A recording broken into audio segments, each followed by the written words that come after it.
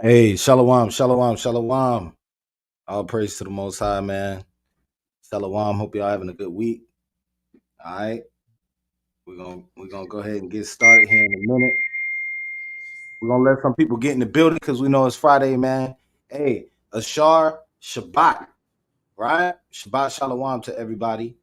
As you coming in, man, I hope that you prayed your family in.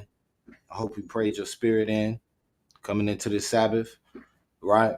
It's a lot of stuff going on in life, a lot of stuff going on in the world, so we gotta just be able to recenter when we hit these Sabbaths. So, but all praise to the Most High. We're gonna give some people a couple of minutes to get in.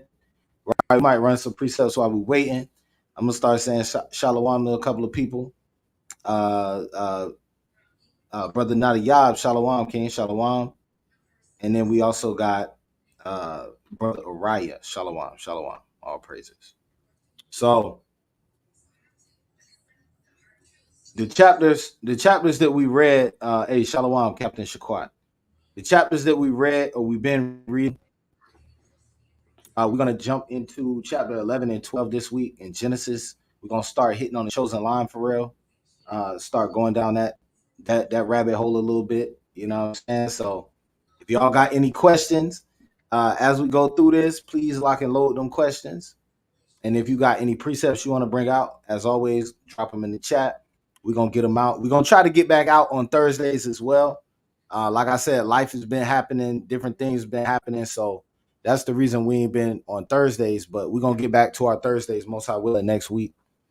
And we'll try to get these flyers out on time because I know people, mess around and change the schedule up and it shakes some things up for some people, man. So we're going to try to get back on time. All right.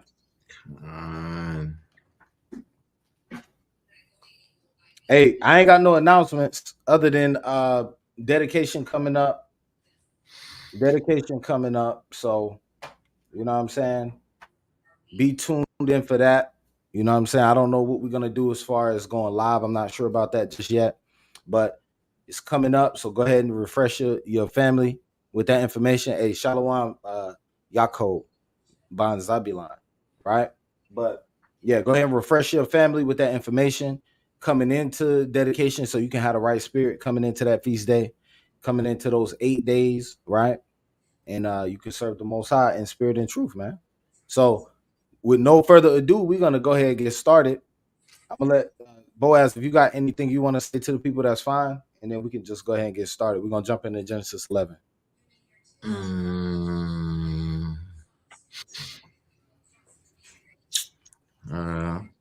Not really. Shar Shabbat. I hope everybody is having a good Shabbat. Starting off, and go ahead and hit that one button that you see at the top of your YouTube screen. It's a couple ones over next to the like. Don't hit the thumbs down. Make sure you hit the thumbs up. But it's that one. It's the funny arrow. Hit that funny arrow to share, and share this with your brothers, your sisters, your mom, your dad, even your old pastor and the congregation from the church that you go to. Hey, right. Why not? You know what I'm saying? Plaster it all over your social media while you at it. You know what I'm saying?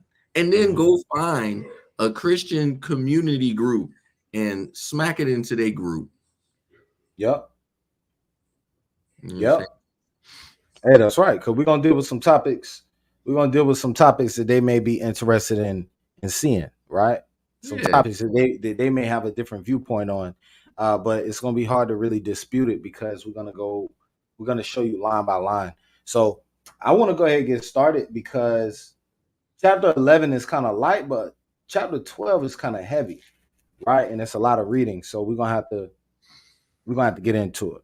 So with no further ado, we're gonna go ahead and get started. Okay. This is the book of Genesis, chapter 11, in verse 1. And the whole earth was of one language and of one speech.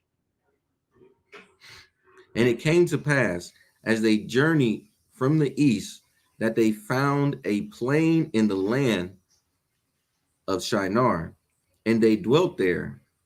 Now, Shinar will be the land of Babylon, right? Go ahead. Kind. And they said one to another, go to, let us make brick and burn them thoroughly. And they had brick for stone, and slime had they for mortar. And they said, go to, let us build us a city and a tower, whose top may reach unto heaven, Hmm. and let us make us a name, lest we be scattered abroad upon the face of the whole earth. And the Lord came down to see the city and the tower which the children of men builded. Now, I want to highlight this verse right here. When it says the Lord came down, this don't necessarily mean the Most High left heaven, right? It just means that he directed his attention to this. Whatever they was doing was notable enough for the Most High to say what he about to say. Right? Go ahead. Kind. Verse 6. And the Lord said, behold, the people is one, and they have all one language. And this they begin to do.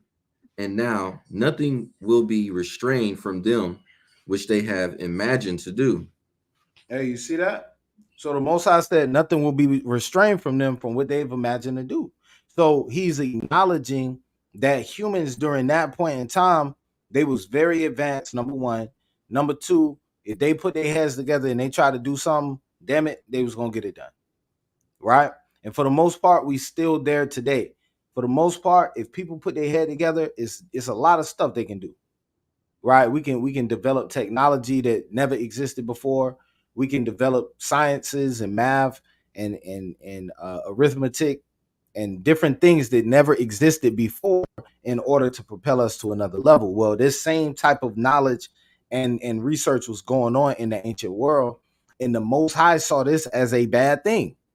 Not bad in the sense that, you know what I'm saying, like I hate what they're doing, but bad in the sense of I gotta slow this progress down. I gotta slow down what they're doing.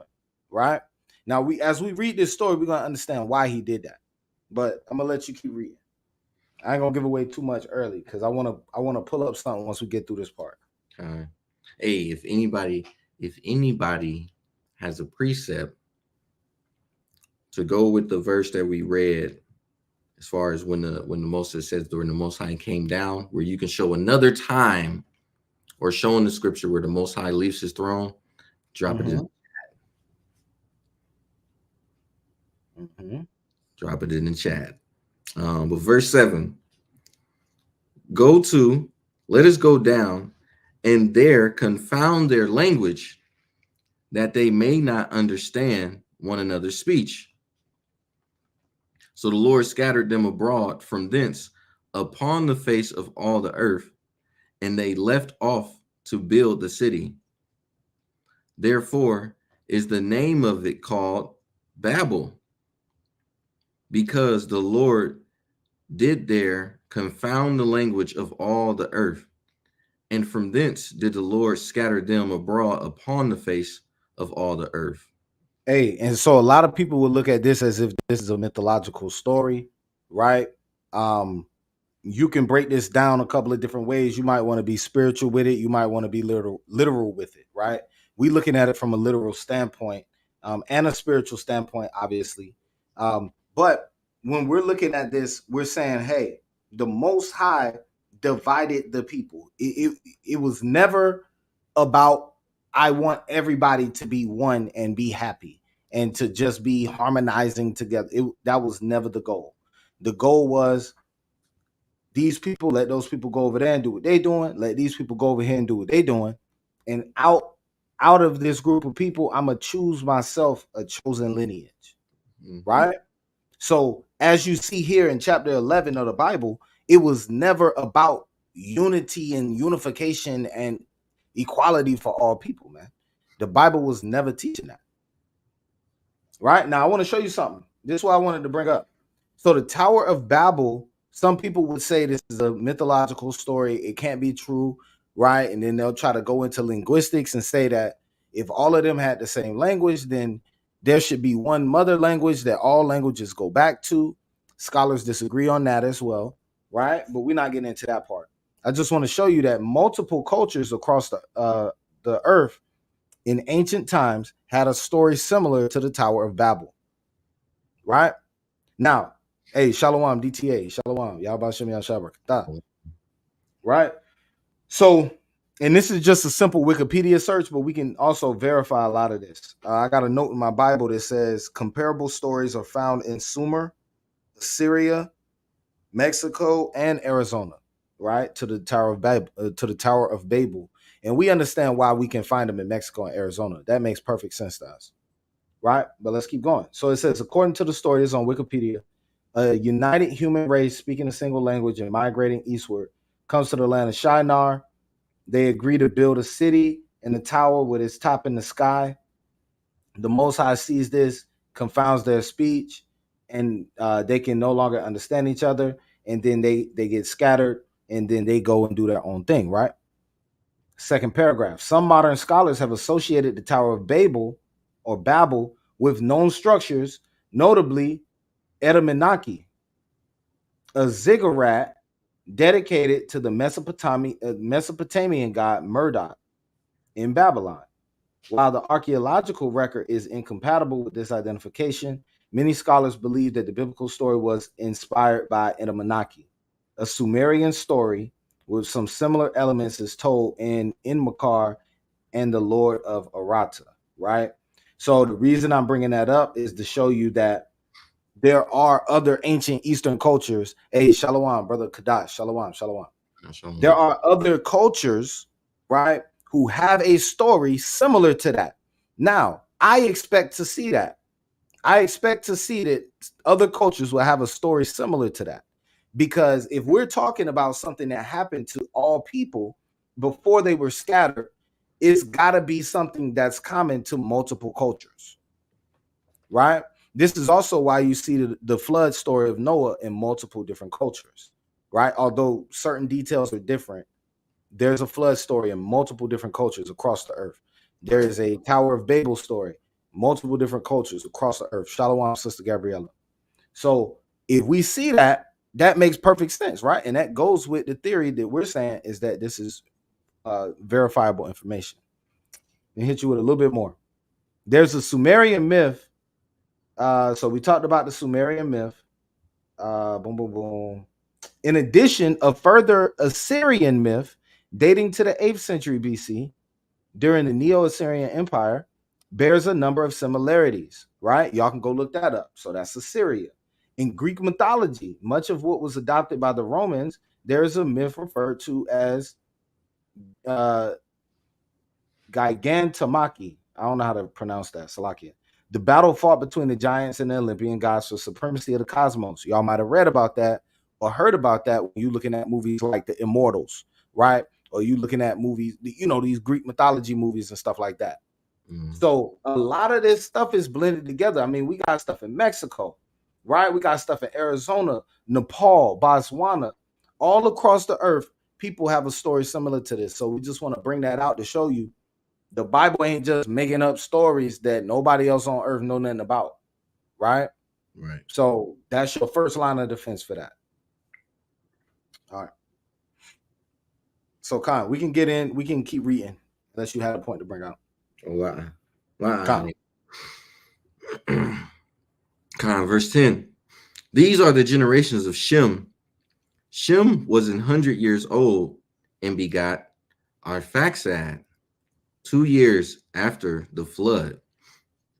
And Shem lived after he begot Arphaxad 500 years and begot sons and daughters. And Arphaxad lived 35 years and begot Salah. And Arphaxad lived after he begot Salah 403 years and begot sons and daughters. And Salah lived 30 years and begot Eber. And Salah lived after he begot Eber 403 years and begot sons and daughters. And Eber lived 34 years and begot Peleg. And Eber lived after he begot Peleg 430 years and begot sons and daughters. And Peleg lived 30 years and begot Rau.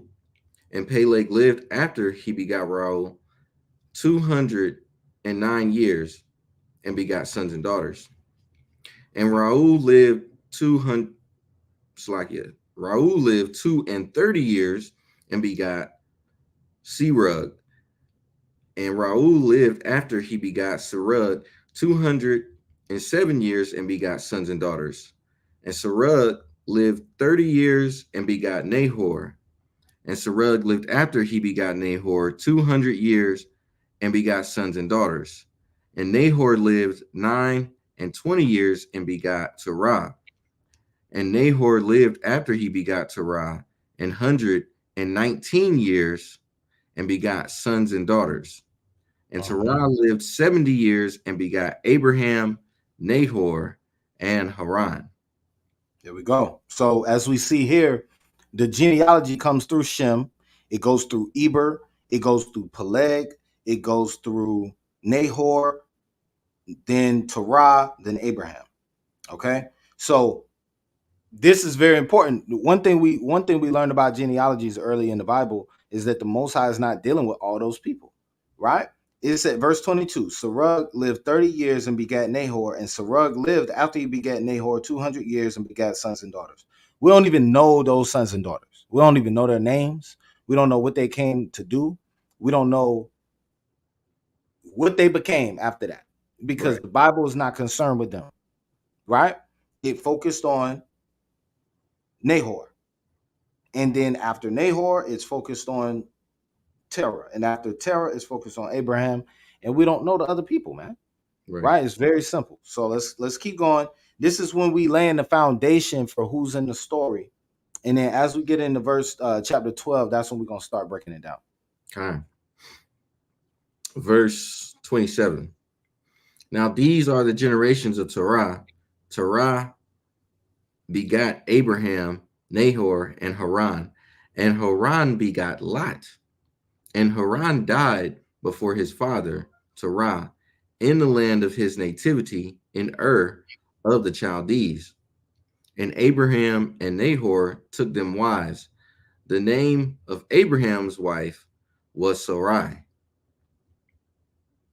And the name of Nahor's wife was Milcah, the daughter of Haran, the father of Milcah and the father of Iscah. But Sarai was barren. She had no child. Okay, come on. And Terah took Abram, his son, and Lot, the son of Haran, his son's son, and Sarai, his daughter-in-law, his son Abraham's wife, and they went forth with them from Ur of the Chaldees to go into the land of Canaan, and they came unto Haran and dwelt there. And the days of Terah were 205 years, and Terah died in Haran. Okay, so that's where Abraham's lineage comes from. Now, this is where the Bible splits off and starts discussing to us who the chosen lineage is going to be, right? So as we read about Abraham, and I'm going to break this down a little bit further. So I'm going to let you read these verses first. Let's hit verses 1 and 2 first. Okay. This book of Genesis chapter 12 and verse 1. Now the Lord has said unto Abram, get thee out of thy country and from thy kindred and from thy father's house unto a land that I will shew thee, and I will make of thee a great nation, and I will bless thee and make thy name great, and thou shalt be a blessing. Now, notice the Most High doesn't say anything about his father, right? He says, leave your father's house, get thee out of that country, from your kindred, and from your father's house, unto a land that I will show you. Salakia. Right there. Right? So the Most High is calling him out of that, right? That reminds me of Revelation 18 and 4. We ain't got to get it. But it's interesting that they left the land of or of the Chaldees, which is the land of the Babylonians, right? Because the Chaldeans are Babylonians. So they left that land, they traveled further, and the Most High called Abraham specifically. Now, look what he says in verse 2. I will make of thee a great nation. I will bless thee and make thy name great, and thou shalt be a blessing. Now read that next verse. And I will bless them that bless thee, and curse him that curseth thee. And in thee shall all families of the earth be blessed.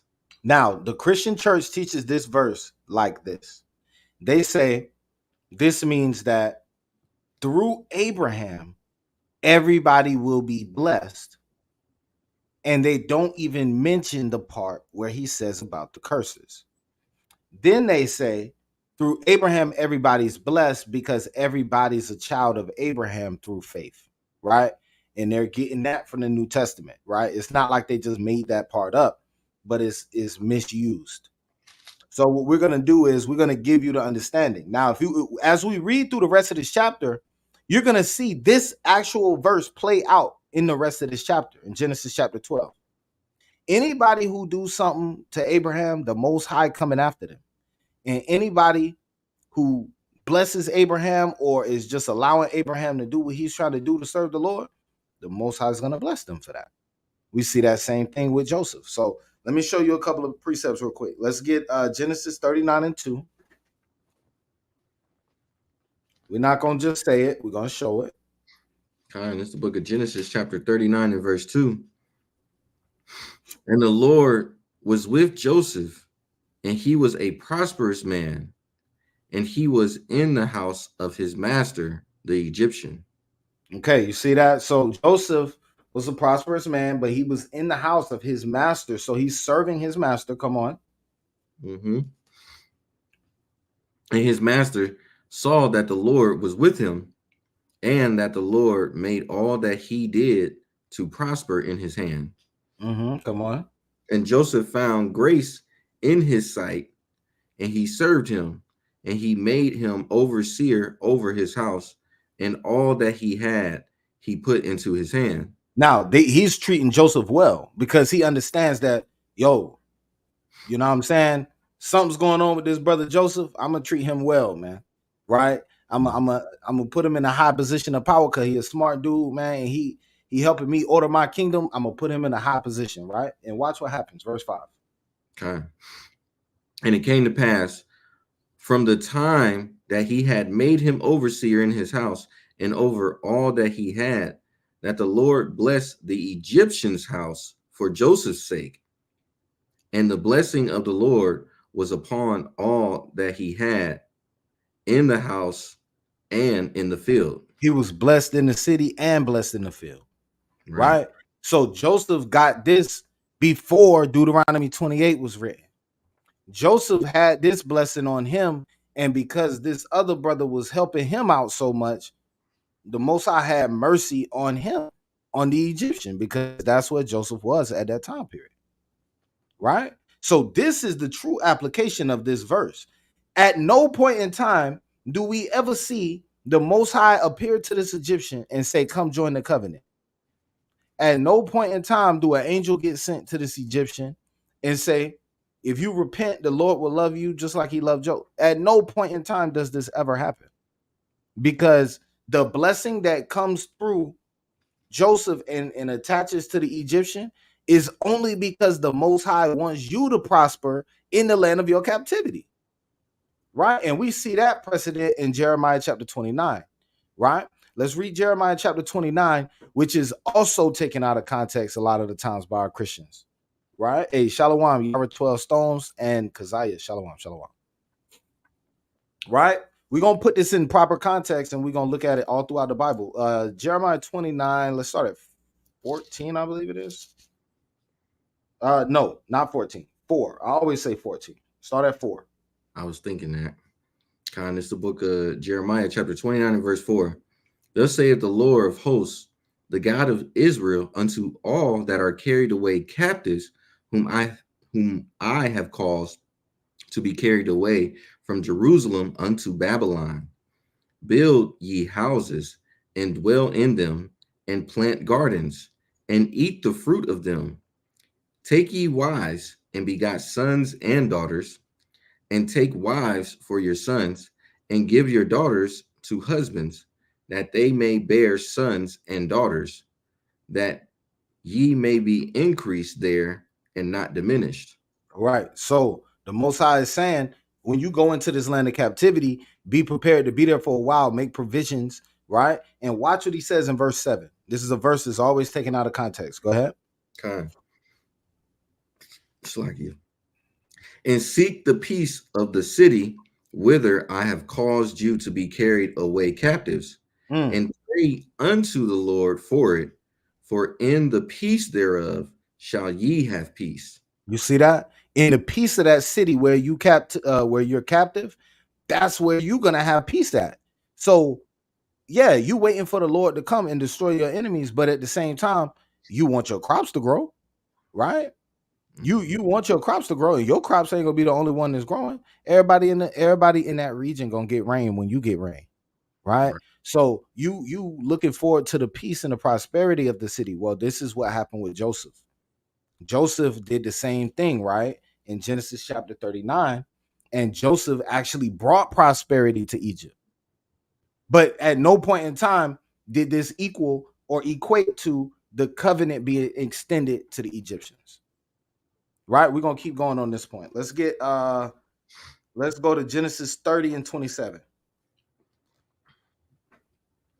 Kind. It's the book of Genesis, chapter 30 and verse 27. And Laban said unto him, I pray thee, if I have found favor in thine eyes, tarry, for I have learned by experience that the Lord have blessed me for thy sake. You see that? Once again, Laban saying the same thing. I've learned by experience. And if you go into the ESV, it says, I've learned through divination, which is very strange language. But I think what we learn from this is that Laban is not of the Most High stock and his chosen seed, but he gets blessed simply because Jacob is there. Right? Now, let's keep going. Let's get Ezekiel 34:26. I think this is probably the last one we really need for this point. And it's the book of Ezekiel, chapter 34 and verse 26. And I will make them and the places round about my hill a blessing, and I will cause the shower to come down in his season. There shall be showers of blessings. You see that? Come on. God. And the tree of the field shall yield her fruit, and the earth shall yield her increase, and they shall be safe in their land, and shall know what I am, and shall know that I am the Lord, when I have broken the bands of their yoke, and delivered them out of the hand of those that serve themselves of them. Look at that. So if you got an oppressor that's over you and they serving themselves of you, this is the second half of that verse, right? He will curse, or this is the first half of the verse. He will curse them. No, Salaki, this is the second half of that formula, right? So we already went over he will bless them that bless you. But this is the second half. He's going to also curse them that curse you. So the people that was serving themselves of you, he going to come and get them, man. Right? That's what the prophecies is talking about. So even when we go into Hosea, when we go in back into Ezekiel 34, Jeremiah 30, Revelation 22, Genesis 22, we see the same thing over and over again. If you bless the children of Israel, then the Most High will look at you in a certain type of light. And we will often say, show me a heathen that blessed Israel. We will often say that. But we have to look at people like Rahab, right? We have to look at Rahab. The Most High spared Rahab when the spies came into the land because she helped hide the spies. So people like Rahab, the Most High had mercy on her and didn't let her get destroyed with the rest of her people.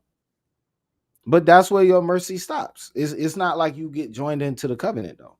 Right. All right, let's keep going. Let's jump back into Genesis 12 and we can go to verse 4. Okay. Verse 4. So Abram departed as the Lord had spoken unto him, and Lot went with him. And Abram was 75 years old when he departed out of Haran. And Abram took Sarai his wife, and Lot his brother's son, and all their substance that they had gathered, and the souls that they had gotten in Haran, and they went forth to go into the land of Canaan, and into the land of Canaan they came. Now, Abraham, during the early parts of his story, is dwelling in the land of Canaan, which we know later on is going to be the promised land, but this is inhabited by dark-skinned people, right? And he stays in Canaan for a period of time. And as we read the story, he's going to leave there and go to Egypt for a period of time, right? So he's just been around black people the whole time, right? And then even before that, when he was in Ur of the Chaldees, those was black people. So Abraham just been around black people the whole time, but he white though. Hey, you know, Slacky Adonai. Yeah. What that just made me think about something. Because you know how people try and sit back here and be like, well, we don't know what they look like. Right.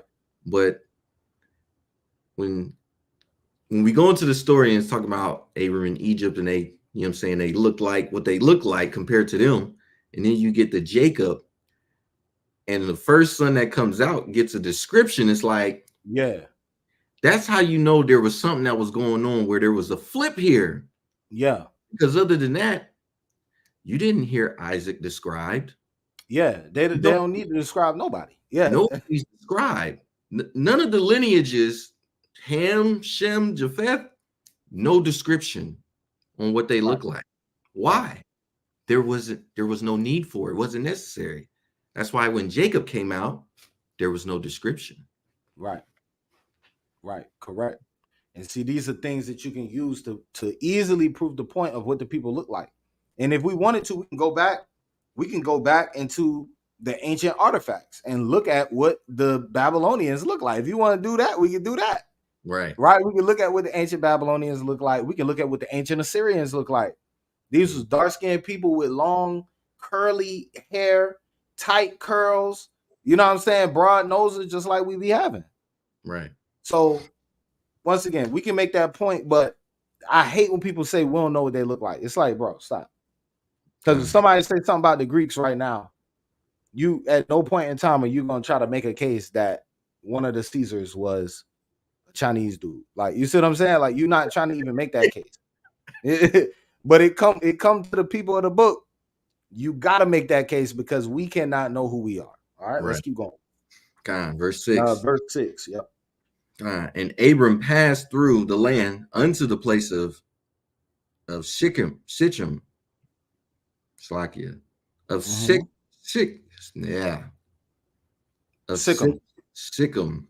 unto the plain of Moreh, and the Canaanite was then in the land. Now, question. Hey, that's right. All praises. Hey, Shalom, Adonai, Yaakov Yah. Hey, check this out. What does the word Moreh mean? Y'all put it in the chat. I know y'all know what it means. If you be around the Hebrew community, you've heard this word before. Moreh. I've heard that. Somebody asked, like, why don't brothers call themselves Morehs? Right. Don't give it away yet, though. You see, don't give it away. Make them think. Right. I want to know, what does the word Moreh mean? And why are we even asking that question? This is a good point, but this is something that you can't really understand unless you see the Hebrew, unless you understand the culture, right? What does the word Moreh mean? We're gonna give y'all 5 more seconds, then we're just gonna give it away. All right, go ahead. So the word Moreh, there you go. Gabriella got it. The word Moreh means teacher. Right? Now go ahead, boys. Now you can say what you're gonna say, because he was about to give it away. I know him. Nah, I wasn't gonna give it away. You know what I'm saying? I just heard that before, where it's like, you know, somebody asks, like, how come we don't call ourselves Morehs? Like, brothers call themselves bishops, pastors, priests, you know what I'm saying? But brothers don't be like, you know what I'm saying, Moreh and everything. Like, it's like that's a certain particular titlement. It's like, I ain't gonna lie. I don't think I've heard one brother who called himself a moray. Maybe there might be one. Now there's a that so and I'm gonna say this within the Hebrew Israelite community, when you start getting into the I don't even really know how to describe it. When you go into the assemblies and the congregations, those brothers will call themselves Moray. Like when I was first coming into the truth, I was under a brother named Moray. And then like even when you look at the community that Zion Lex used to be in, he learned under Morays, and he's actually a Moray, right? So, but they had a formalized system that you go through a program or whatever, and then you would be determined by your leaders and by your elders that you can take that title. It's not like a self-determined title of Moray, right? And even when we look in the New Testament, right, Paul said the Spirit gave some teachers, some evangelists, some prophets, right? So yes, there are some who are going to be teachers, and there are some who's going to be Morays, right? So all praise to the Most High. But we on this side, we just humble. We just try to look at it as we your brothers, and we bringing these scriptures to you. You know what I'm saying? That's why we don't use that title, but we do use similar titles like Adawan, right? Hey, Shalom, Kadar Haran. All right. Hey, so let's keep going. No, this is what I was gonna say. So think about that.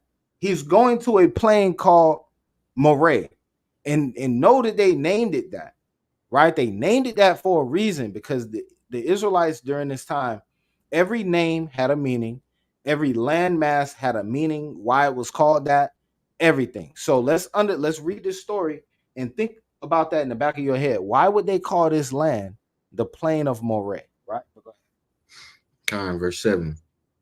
And the Lord appeared unto Abram and said, unto thy seed will I give this land. And there builded he an altar unto the Lord who appeared unto him.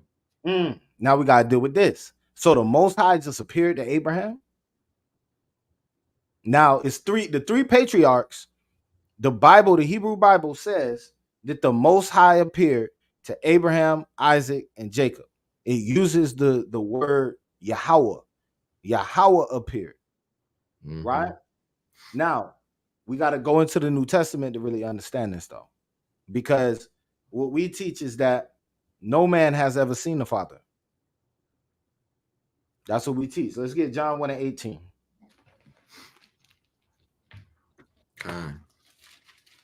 This is the book of John, chapter 1, and verse 18. No man have seen Yahweh at any time. The only begotten Son, which is in the bosom of the Father, he have declared him. Let's get John 6:46.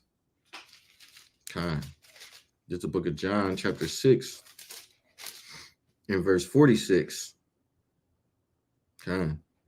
Not that any man have seen the Father, save he which is of God, he have seen the Father. Come on, keep reading it. Verily, verily, I say unto you, he have. That might be it. That might be it for that one. It's John 14:8 is the last one. Notice they all from the book of John. This book of John, chapter 14 and verse 8.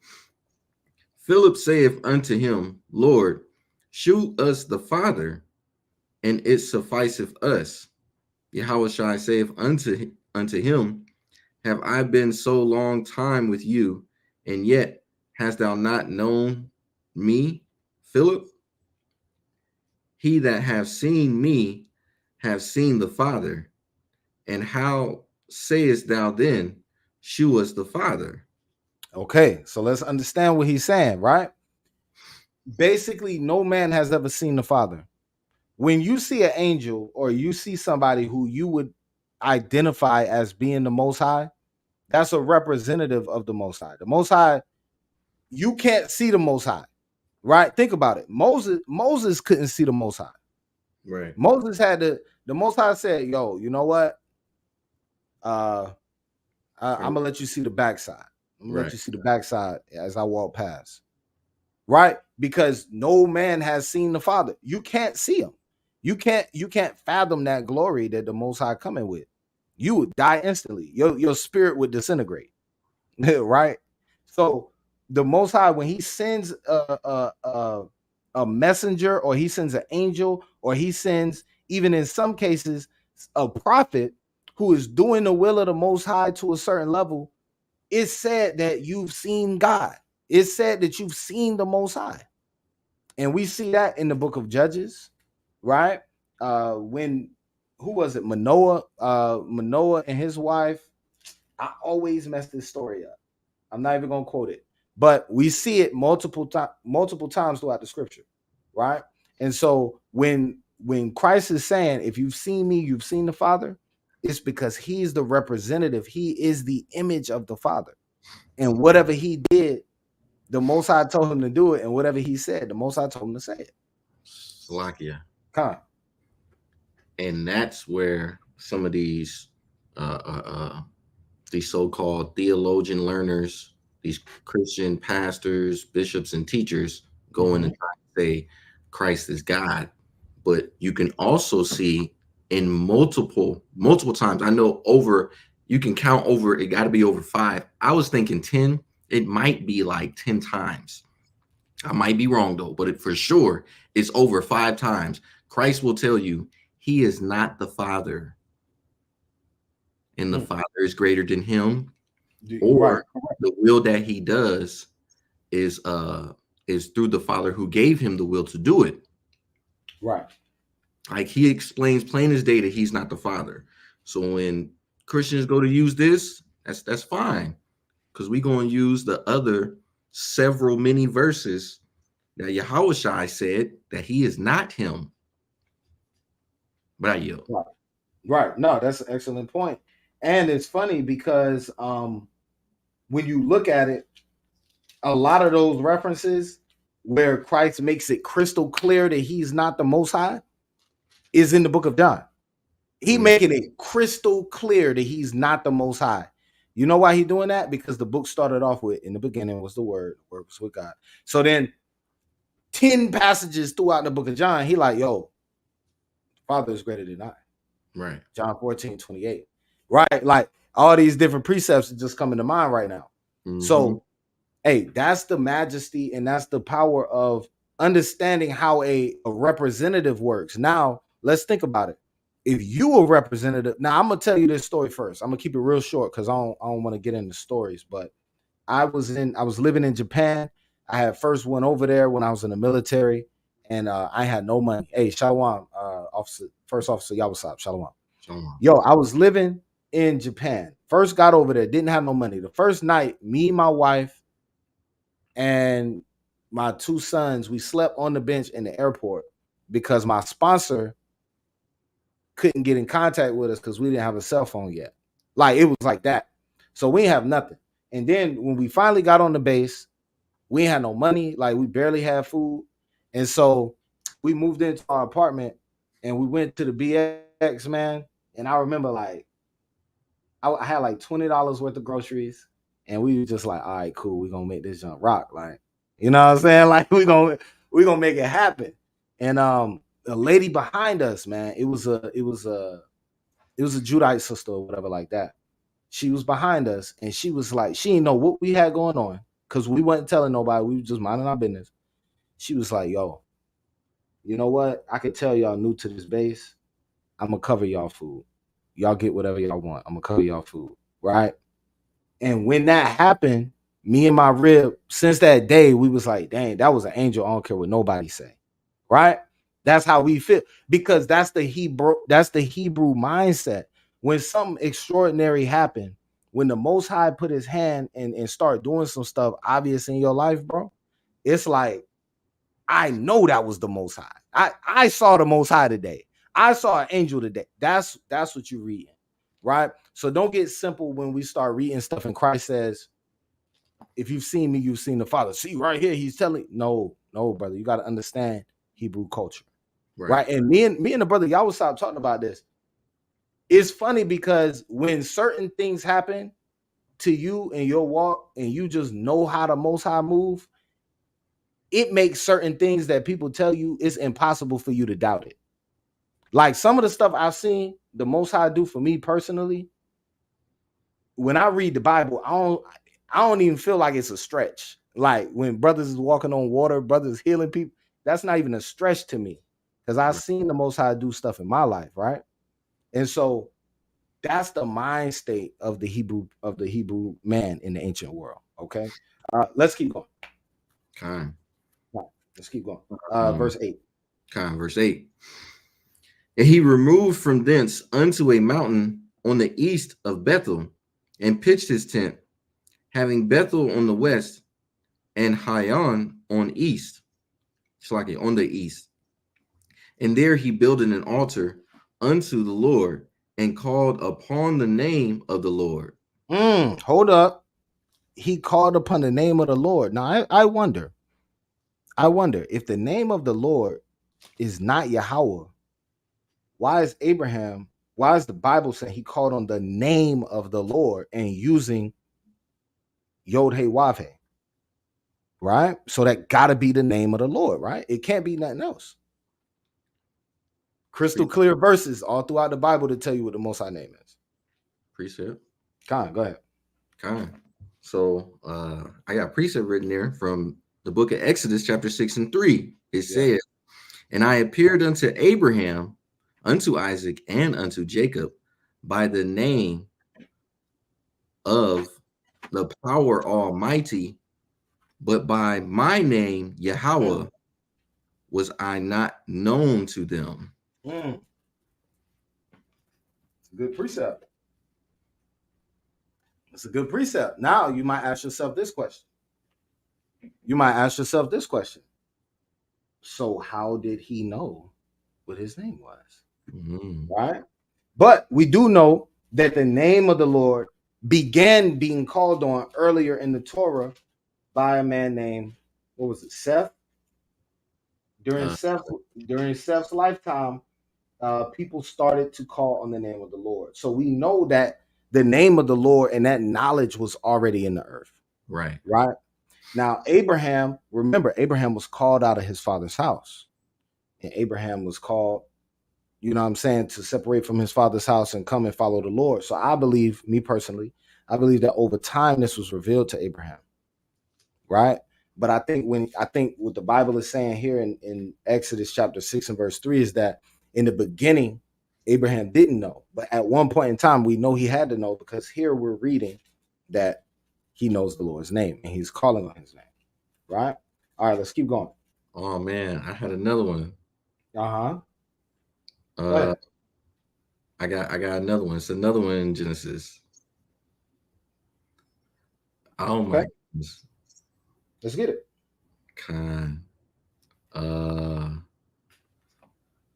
Oh, there it is. Oh man. Goodness gracious, this is so difficult. All right, so in Genesis 22 and 14, because he was talking about he didn't know the name, right? Mm-hmm. This is interesting because in the place where Abraham was going to give his son as a sacrifice, right? Mm-hmm. Had the situation happen where the angel of the Lord stopped him. Look, and because I got it. You know what I'm saying? Yeah. This is Genesis chapter 22 and verse 14. It says, and Abraham called the name of that place Yahweh Jireh, or Yahweh sees, or have seen, right? Mm-hmm. As it is said to this day, in the mount of the Lord it shall be seen, right? So he had to know his name, right? Even name the place after him, right? You know what I'm saying? Right. That's heavy. That's heavy. I didn't even see that one. Lock that one up. Yeah, that's good. And the thing is, that's what I'm saying. That's why we got to dig a little deeper, because sometimes, you know, in a Bible verse, they may say something that's telling a particular part of the story. Not that they're leaving anything out or that their statement is incorrect, but they're making a particular point and they're focused on that point. Like when Paul said that nobody's justified by the law, right? Well, okay, we agree, but he's making a particular point. That Right. don't mean you can take that Bible verse and now you don't have to do no law, statutes, and commandments no more. Right. God forbid. And then he goes on later to clear that up, right? Mm-hmm. And so since then we've learned, okay, when I'm teaching the class, I know I've learned. I've had captains above me, I've had elders above me. As soon as I get done with a call, or I'll be on a call, or Judah will send me a text. Hold up, somebody just said this, right? So now we have the ability to refine our words a little bit better. But then they understood how to make a clean point without being misinterpreted. Nowadays we kind of got to tiptoe that line a little bit cleaner. You know what I'm saying? Let's keep going. Let's go back to verse 9. Because we got a little bit more to hit. It's a couple more things that's going to happen in this chapter that we got to get into. Verse 9. And Abram journeyed going on still toward the south. And there was a famine in the land, and Abram went down into Egypt to sojourn there, for the famine was grievous in the land. And it came to pass, when he was come near to enter into Egypt, that he said unto Sarai his wife, Behold, now I know that thou art a fair woman to look upon. Therefore it shall come to pass, when the Egyptians shall see thee, that they shall say, This is his wife, and they will kill me, but they will save thee alive. Say, I pray thee, thou art my sister, that I may be well with me for thy sake, and my soul shall live because of thee. Now we got to deal with this. This is going to take a little bit to deal with. Remember, I was talking about tiptoeing that line, right? So this is what we want to show you. First of all, some people would look at this and say Abraham is using deception, and they would question whether or not this is breaking the commandments. So let's deal with that first. Let me get Genesis 26:5, and I'm going to hold the prayer of Manasseh real quick. Okay. This is the book of Genesis, chapter 26 and verse 5. Because that Abraham obeyed my voice and kept my charge, my commandments, my statutes, and my laws. You see that? So the Most High is acknowledging, after this story is written, that Abraham is a perfect man. He kept the law, statutes, and commandments, the charges, all the stuff the Most High asked him to do, right? So that right there alone would rule out the fact that Abraham is breaking a commandment. Right. But if that's not enough evidence, let me show you what the prayer of Manasseh says, right? So you go to the prayer of Manasseh. All of y'all should have this precept. It's about halfway down. You see it right there? It's about halfway down on the left-hand side, or about 3/4 of the way down on the left-hand side.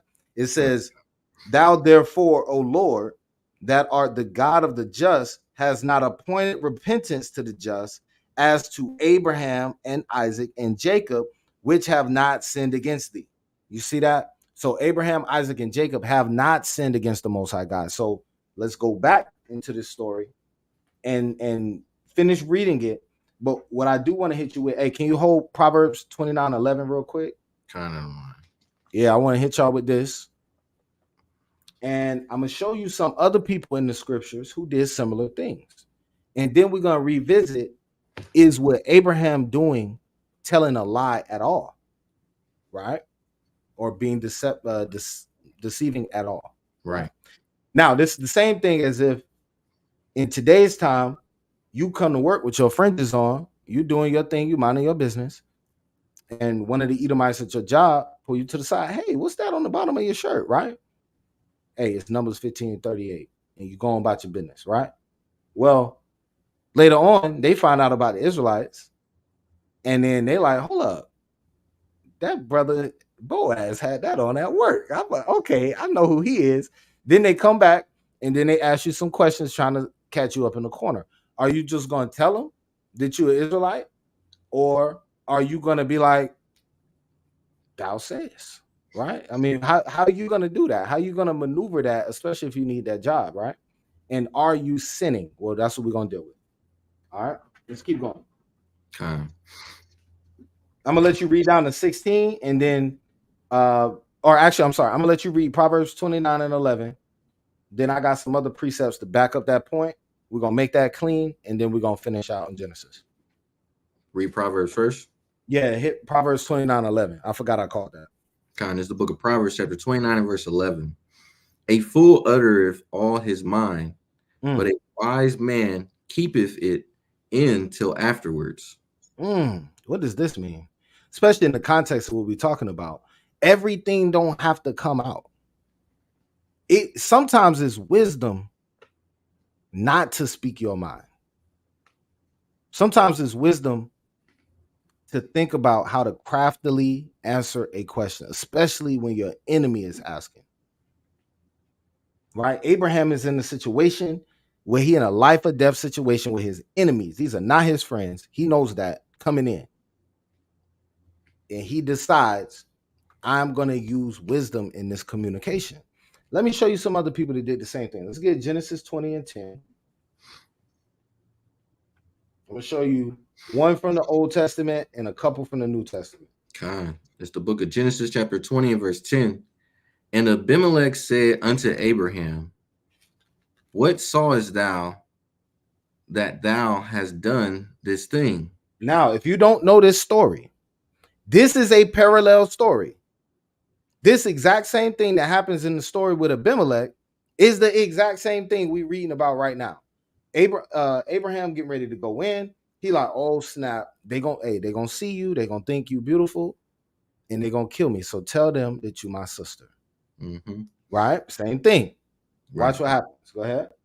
Con. And Abraham said, because I thought surely the fear of God is not in this place. See, y'all heathens, y'all don't love the Most High, and I know that y'all was gonna kill me. Go ahead. Mm-hmm. And they will slay me for my wife's sake. And yet, indeed, she is my sister.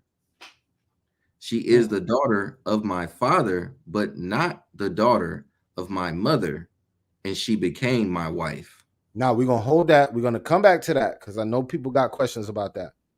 But Abraham's telling you it wasn't a whole lie, right? I didn't like make this up.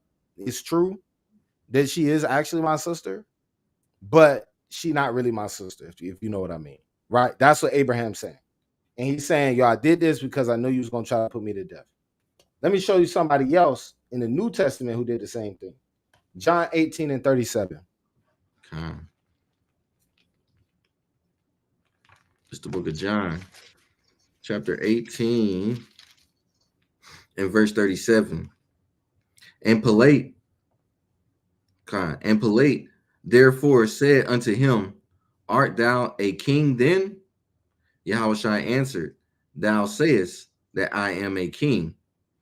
To this end was I born, and for this cause came I into the world, that I should bear witness unto the truth. Everyone that is of the truth heareth my voice. Now, I got a question. Did Yahushua answer the question? I got a real question for y'all. Did Yahushua even answer the question just now? Right, read it one more time, King. God. Pilate therefore said unto him, art thou a king then? Yahushua answered, thou sayest that I am a king. To this end was I born, and for this cause came I into the world, that I should bear witness unto the truth. Hey, Hamashiach Yahushua once again faced with his enemy, faced with death, and he knew he was gonna die anyway. He could have easily been like, "Yo, man, you a heathen, and your blood will be on my shoe. Do what you gotta do." Right? Like he could easily said that and been done with it. But he was like, thou sayest that I come to speak the truth of which you know none. And you know what I'm saying? Like he hitting them with a parable or something. Right. That's like you at work. They like, yo, why you got the fringes on? Well, the fringes, you know, they represent the knowledge, wisdom, and understanding of the tree of knowledge. And 12 manner of fruit that are bear, you know what I'm saying, in every season. Like, Bro, what are we talking about? They're gonna walk away. They're gonna be like, all right, never mind. Right? And you're gonna slip out the back door, man. Okay. And that's what using wisdom and communication is. Look, same thing happens here in Matthew 27:11 when he goes to speak to Herod. And Yahushua stood before the governor, and the governor asked him, saying, art thou the king of the Jews? And Yahushua said to him, thou sayest. And when he was accused of the chief priests and elders, he answered nothing. Then said Pilate unto him, hearing thou not how many things they witness against thee? He answered him never a word, insomuch that the governor marveled greatly. Yo, Hamashiach Yahushua was cold. So it's like, so you just gonna let them say this? You know I'm gonna put you to death, right? And he was just like, you know what I'm saying? He's just looking at him. Because at the end of the day, whatever I say to you, like, number one, I don't need to address you because you're a damn Edomite. But number two, I'm gonna use wisdom in my communication. Right? This is what we can learn from Christ. This is what we can learn from Paul. One more example. Acts 26 and 24. And we all know this story. Right? We all know this story. This is the book of Acts, chapter 26 and verse 24. Kind. And as he thus spake for himself, Festus said with a loud voice, Paul, thou art beside thyself. Much learning doth make thee mad.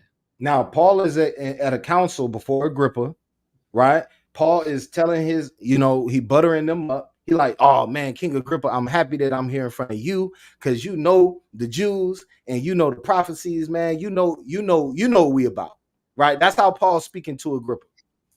Then this dude Festus like, yo, man, I done heard enough, man. You tripping, you sound crazy, right? But then this is what happens, verse 25. Okay. But he said, I am not mad, most noble Festus, but speak forth the words of truth and soberness. For the king knoweth of these things, before whom also I speak freely. For I am persuaded that none of these things are hidden from him. For this thing was not done in a corner. And watch this. King Agrippa, believest thou the prophets? I know that thou believest. Notice how Paul keep doing that. Paul's like, yo, man, come on, man. Agrippa, I know you do. We be doing this at camp sometimes, right? Edomite lady and her husband might come up, and in order to keep the conversation going, we might say something like, man, come on, man. I know y'all like the Bible, man. Come on. We can have this conversation. We ain't got to fight. Come on, right? In order to give them the judgment, right? But keep reading. Okay. Then Agrippa said unto Paul, almost thou persuadest me to be a Christian. And watch what Paul says. And Paul said, I would to Yahweh that not only thou, but also all that hear me this day were both almost, and altogether such as I am, except these bonds. What is Paul talking about? Right? He hitting them with a Kansas City shuffle out here, man. Right? What is he saying? So the dude said, man, you almost convinced me to be a Christian. And Paul was like, look, man, if it was up to me, everybody here would be like me. He ain't say, yo, matter of fact, let's talk about that. God is calling you to repentance now. Come and say the sinner's prayer, and we shall all be saved. You know what I mean? Like, oh, that's like that. He ain't say that. Yo, that's all right. Jedi mind trick for real. Like, yo, you got a pastor come up, hit this. Like, why do y'all teach that if Paul wasn't even teaching that? If Paul wasn't doing that. Right. Why he ain't say, yo, y'all come on, let's just join the hands real quick. Right? Somebody get that water over there, sprinkle it on my forehead. Shake my head. Right? Give me some oil. Let's get some good vibration going and let's start praying. No, Paul not doing that, man. So this is the thing that we're trying to show you, right? Wisdom in communication. All throughout the Bible, you're not evil for being wise in your communication. Right. Hey, Salaki, I got another one too, Yeah, Adawan. I yeah, was speaking about this to somebody. I was like, we can't go off the interpretation of the Bible of our own notion and what we have learned today, yeah. because we read in something. When we read in this book is thousands of years old, like a number like 5,000 to 6,000 years old. So when we go into it, we have to go into it with the mindset of where they're coming from, Right. because there's something that they know that we have no idea. Like when Correct. um what was his name? When he said Pilate, when he said to Yahushai, aren't you a king? He knows. Um, Yeah, who else was it that you said knows? Over in Matthew 20, I think it was. yeah. Matthew 27. Herod. Herod, right? Yep. Yeah. They know something. That's why Wisdom of Solomon said, there is no king that came into the earth any other Any way. other way. So it's like, where do y'all get this immaculate conception from? Because if you consider him a king, then you have to consider that the way he came into earth was the way that he was supposed to, that Solomon said. And Solomon was wise. And if you don't agree with that, Right. you don't believe the Bible. Right. Exactly. And you know what's another thing that's funny is there's no passage in the Bible, and this is all totally off topic, but it's you brought up a good point. There's no passage in the Bible in the Old Testament that says the Messiah, the Davidic king, the king who comes from the loins of David, would be the Most High God. There is no passage that says that. So, in order to come into the New Testament with a theology that says your Messiah is the Most High God, and he's simultaneously the son of David, but he's the Most High God, you're now changing what the scripture said, right? So that's going against the proper interpretation of what Boaz is saying. We got to read the Bible the way the people who wrote the Bible meant for it to be read. Okay. So that's an excellent point, right? Now we can go back and look at Abraham. Now I left one question on the table.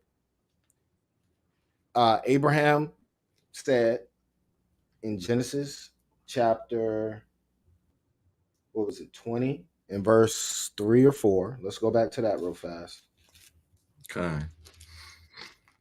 You said 3 or 4? Because we read 10 and Yeah. 11. Yeah, we started at 10. You're right. So it's verse 12. So in verse 12, he said, yes, she is indeed my sister. She is Mm-hmm. the daughter of my father, but not the daughter of my mother. And she became my wife. Now, somebody's going to ask, can you marry your sister? Right? And we know you can't. So let's pull the precept for that real fast. Okay.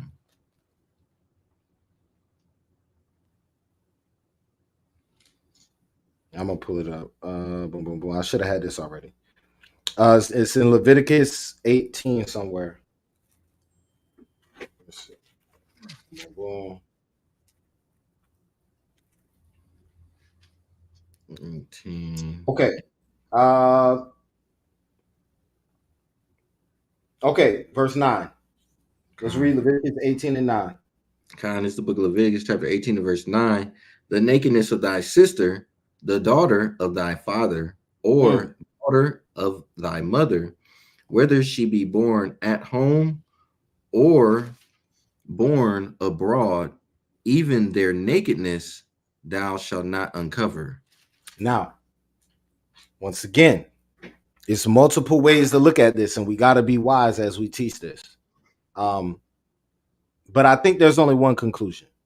We already read multiple places in the Bible where it said that Abraham did not break the law, statutes, and commandments.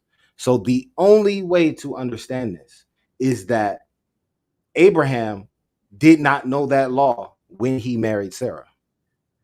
That's the only way I can make sense of that. Think about it. Abraham, let's go back. Let's go back. Go to, yes, go to Genesis 11 Mm-hmm. and verse 29. Okay. Genesis 11 and 29, it reads, and Abram and Nahor took them wives. The name of Abram's wife was Sarai, and the name of Nahor's wife, Milcah. Now The we can daughter. stop there. We can stop there. This is before the Most High called Abraham. You see that? Mm, In chapter 12, verse 1, that's when the Lord said, get thee out of thy country and from thy kindred and from thy father's house, and I will show thee a land that I'm gonna give to you. So what my hypothesis is, right? And once again, if you disagree, I'm willing to be open to that conversation. But Abraham did not have that law when he was married to Sarah. Because he didn't, the Most High came in contact with him after the Bible tells us that he married Sarah. So although that's his wife, right? Now she's asking a great question, right? She said, could it be that the law was not introduced until the Most High gave it to Moses? Well, but see, the thing is, we don't teach that. We teach that all the laws are forever. right. And we teach that. So for instance, the Sabbath, Moses instituted the Sabbath, but the Sabbath was instituted at creation. Right. Sacrifice, the law of sacrifice is expelled out in Leviticus, and the people only got that through Moses and through Aaron. But somehow Abraham's building an altar, and Right. Noah gets off the boat and builds an altar, and Cain is rejected because his sacrifice is not up to par. Now that's way before. You see what I'm saying? Right. You see what I'm saying? So if it's all contingent upon what Moses came with, then we got to ask ourselves, how can Cain be judged against a standard that he don't understand? Right. I think they understood the law, statutes, and commandments. Slakia. I got Yeah. this. So when we jump down to verse 31 in Genesis 11, it says this. And Terah took Abram his son, and Lot the son of Haran his son's son, and Sarai his daughter-in-law. Correct. There you go. Now, some would say like this, like, okay, because she is to be wed to Abram and everything like that, the father would take on this step where he'd be like, that's my daughter-in-law. You know what I'm saying? Or you would be like, that's my daughter. Mm-hmm. Saying, like, you hear that in some families, like somebody who love and who's close to somebody so much. Let's just say, like, her family wasn't around because there is no whatchamacallit, as far as like the families and stuff like that, like what happened with Isaac and things, right? Where how Abram's servant went to go seek after Rachel and all kind of stuff like that. It wasn't none of that. So what if this is just hypothetical? You know what I'm saying? What if her family wasn't around, so he took her in as a daughter? Well, I mean, and that's possible. You see what I'm saying? But once again, that would be speculation. Right. That's why. Because the only thing we can do is use the information that's on the page. And what really tripped me up when I was expounding on this subject was that I was like, man, Abraham comes out himself and clears it up. She is actually my sister, and I took her to wife. Mm-hmm. So what I would say, like I said, Abraham, and notice it says here that she was already considered a daughter-in-law of Abraham's father, which means that they were already married before the Most High called him out of that land. Right. Right.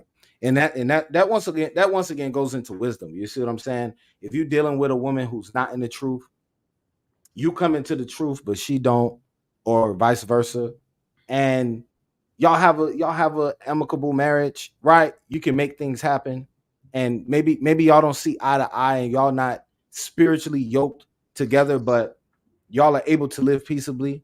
You know what I'm saying? It might be wise, depending on your situation, to stay with that woman, right? Even here, the Most High didn't ask Abraham. He didn't say, "Yo, separate from that woman." Nah, he used her to create the chosen lineage. Right. Right. So that's why I said we gotta teach that with fragility. because I don't want to. I wouldn't even go as far as to say that Abraham sinned, because once again, the Bible says he did not. So we gotta be very fragile with the way that we teach that. And Abraham is one of the top prophets in all of the Bible. You got Um, definition to that word you just used. That was one of them TI words, like expeditious, oh, which word was it? fragility. Oh, this brother is stupid. All right, yeah, that was a $5 word, man. You know what I'm saying? We're gonna put that one in the pot. But that was excellent question, and even to let me back on that thought, right? So the law that the Most High gave Moses also contained in the same chapter, Leviticus chapter 20, Leviticus chapter 18, right? In the same chapter, matter of fact, I think it's the verse before. It says, "You shall not uncover your father's nakedness." Let me read that real quick. Hey, Shalom, Captain Yahweh. He said Isaac said the same thing. See, right? Now that's a good point. That's a good point, right? But look at this. Before I hit that, Leviticus chapter 18, starting at verse 8. The nakedness of thy father's wife shall thou not uncover. It is thy father's nakedness. So the Bible goes into explaining the father's nakedness. And remember what happened with Noah, Shem, Ham, and Japheth, Right. right? Somebody was uncovering Noah's nakedness in the tent, and he got cursed, or his son got cursed for that. So Right. it had to be an understanding prior to Moses coming with the law, statutes, and commandments. It had to be an understanding on the earth already that you ain't supposed to do that, right? So all praise to the Most High. Now, hey, that's an excellent point. Captain Yahweh said Isaac said the same thing, and it's very funny when you read through the story of the patriarchs. The Most High shows up to all of them, right? At some point, they go to sleep and have a dream. Um, it's just so many weird parallels between all of those stories. And as we see here, Abraham has this same thing happen to him twice, right? So let's finish this one up, the one that happens here in Egypt, real quick. Let's finish this up. Con, We back at verse 14. verse 14. Mm, maybe alive. Hold on. What's up? Con. Okay. Verse 14. It came to pass that when Abram was come into Egypt, the Egyptians beheld the woman, that she was very fair. The princes also of Pharaoh saw her and commanded her before Pharaoh. And the woman was taken into Pharaoh's house. And he entreated Abram well for her sake. And he had sheep and oxen, and he asses, and men servants, and maid servants, and she asses, and camels. Hey, now check this out. Watch what's about to happen. Verse 17. And the Lord plagued Pharaoh and his house with great plagues because of Sarai, Abram's wife. Now, remember when the Christian church said, those who bless you will be blessed, and those who curse you will curse, and they gave you the interpretation? This is happening in the same chapter, right? That was verse 2 and 3 of this chapter. And now we're reading a story about somebody trying to oppress Abraham and take his wife from him. And the Most High put a plague on them, because whoever blesses him will be blessed, but whoever curses him will be cursed. That's literally what we seeing.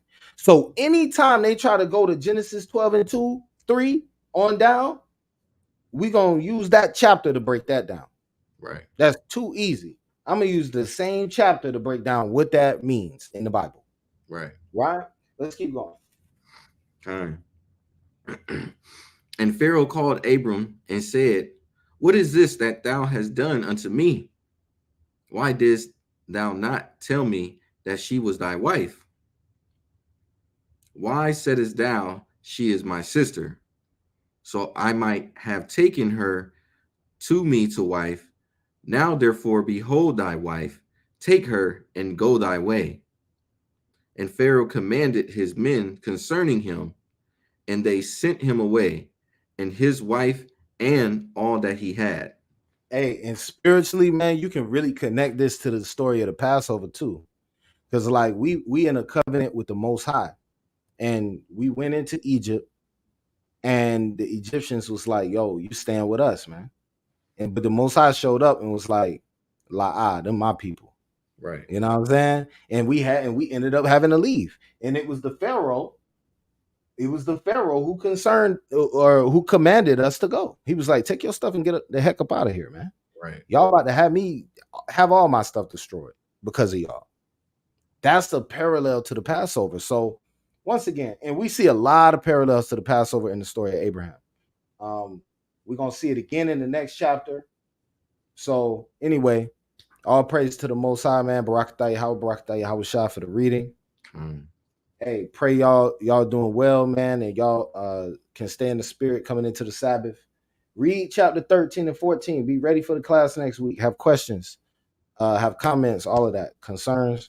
If it's anything in the previous chapters y'all want to revisit, let us know, and we can work on that before the class. That way we can come prepared to the class. Right? So Salakia. Yep, go ahead. I think he did say it. Khan. I don't want Yahweh says we are going to be doing the prayer call tonight. What time we jumping on? Because I always jump on after this because it normally starts at 9, but of course we having the class into this. So it works out. You know what I'm saying? Wow. Everybody that's on here that's watching, y'all could get on the prayer call. If you need the number, drop a 7 in the chat. If you need the number and the pin code, drop a 7 in the chat because we got something cool in here, right? And you know what? I got something I can pull up on the screen too. Khan. While you saying that, go ahead. Khan. We got something cool here. That way, everybody, like, you are able to get that information. You know what I'm saying? So you could be on the prayer call. You know what I'm saying? This is very important, especially going into the Shabbat and getting your spirit rejuvenated going into the new week. You know what I'm saying? Like, this is very vital and necessary for all of us because even though in the scriptures it said in Daniel, how Daniel prayed 3 times a day, right? Does that mean that we must pray 3 times a day? Does that mean we must pray 3 times a day? Is that a specific requirement? Because in another time in the scripture in the New Testament, it says pray without ceasing. So that means all the time, right? You can pray when you get up. You can pray before you go to eat. You know what I'm saying? You could pray before you head out the door to go to work. You could pray on your journey when you make it to work that the Most High made it, got you there safely, right? You could pray throughout the day at your job that everything goes well. You know what I'm saying? Like I don't want Yawasop said at least 3 times a day. You know what I'm saying? But the scripture also, you could pray without ceasing, meaning you could do it as many times. You know what I'm saying? Hey, I want to hit you with some precepts too on that, on the prayer. Because I think people, I think a lot of the times we take the prayer part for granted. Hold on real quick. This thing is really giving me a hard time. All right. So anyway, I think a lot of the times we take prayer for granted. So definitely, if y'all got any prayer requests, family members, anything, put them in the chat. Put them in the chat. Put them in the chat. We'll use that during the prayer if you're not on, so you can still get your prayers. Everybody should have something. I want to pray to have a blessed Sabbath tomorrow. You can't put that in the chat. Come on. Right. But I wanted to hit y'all with this, right? Yawasab said we need to be praying at least 3 times a day, and I totally agree with that. Let me hit you with just a couple real fast precepts. Give me Acts 3 and 1. While we waiting on y'all to put y'all prayer request. Matter of fact, we not gonna stop teaching until y'all put y'all prayer requests in the chat. That's right. Con, this is the book of John, Slakia. This is the book of Acts, chapter 3 and verse 1. Now, Peter and John went up together into the temple at the hour of prayer. What is the hour of prayer? And why you don't know it? Right? Because Peter, James, and John knew it. Mm-hmm. Give me Psalms 14 and 12. Right? And while you're getting that, Yahweh said, Psalms 55 and 17, evening and morning and at noon will I pray and cry aloud, and he shall hear my voice. Right? So the Most High is going to hear your voice, man. Con, go ahead. Con, you said Psalms 14. Oh, I'm sorry, 141 and 2. Okay. I was looking like there's a shortage of some scriptures there. Yeah, but that was my fault. God. Con, it's the book of Psalms, chapter 141 and verse 2. It says, let my prayer be set forth before thee as incense, and the lifting up of my hands as the evening sacrifice. Hey, and look, that's the reason we got to pray morning, night, and morning, noon, and night, right? Because we had an evening incense, we had a morning incense, and we had noonday prayers, which would have been considered your prayer hour, right? That was the time when the incense, the priest would go in there and wave the incense, man. So we need to be doing that in the spirit and bringing our prayers up before the throne of the Most High, so that angel can bring our prayers up like incense in front of the Most High as a sweet smell and a sweet aroma. So we're going to give y'all a couple of minutes to jump on there. I'm gonna leave you with Daniel 7 and 18. We're going to give some brothers some time in the chat to jump on there. If you want the phone number, you got to ask now, because we ain't going to post it. Yeah. If you want the number, I see Adawan Yakum Yah and the brother Uriah posted it. Okay, Con. They said they want it. We can get it to them. Right. No problem. We just don't want no scoffers getting on. Right? But this is the book of Daniel, chapter 7 and verse 18. I got but it. The saints. Or you got it. Con. Yeah, I got it. But the saints of the Most High shall take the kingdom and possess the kingdom forever, even forever and ever. By Hashem Hamashiach Yahweh Shai. Con. Hey, we love y'all. Stay blessed. Catch you on Sabbath morning brew. Shalom. Shalom.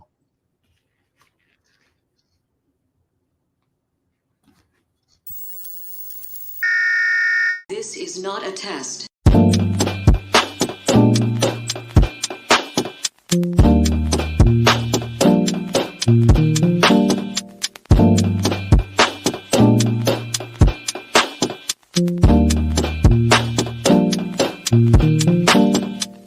Black skin, black sauce, black Jesus, black music, black skin, black sauce, black Jesus, black music, black skin, black sauce, black Jesus, black music, black skin.